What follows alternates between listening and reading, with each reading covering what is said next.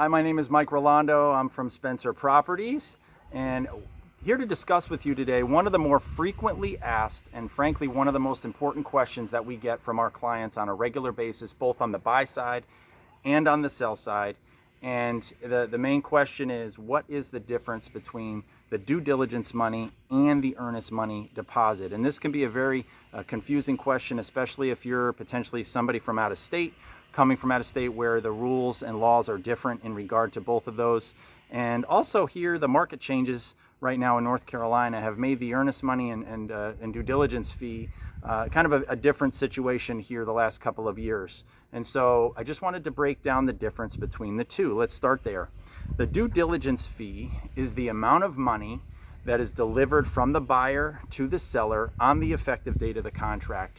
It is non-refundable, and that's one of the main things to realize here on both sides, is that money is non-refundable regardless if a buyer decides to stay in the transaction or pull out of the transaction. And that's they're generally going to be in a period of time of about, could be anywhere from maybe 10 days, 20 days, just depends on what's negotiated, of a due diligence period. And so that's the time period where a buyer will do their inspections of all types and investigate the property to make sure that it's a transaction they want to stay in and a house they want to buy. Now, if they decide to stay in the deal and stay in the transaction and move past that due diligence period, that's where the earnest money comes into play. Now, the earnest money it comes into play right at the end of due diligence at 5:01 on the last day of due diligence. And then if a buyer decides to go through with the contract, then both the due diligence money and earnest money that have been paid out actually gets credited back to them at closing. If they decide to pull out of the contract during that past the due diligence period, they will actually lose both their earnest money and the due diligence money.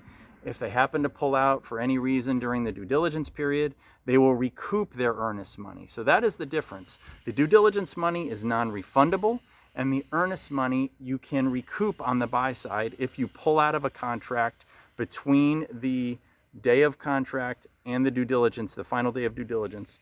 That is the biggest difference. And if you have any other questions or there's anything we can help you with, just give us a call here at Spencer Properties. We would love to help you.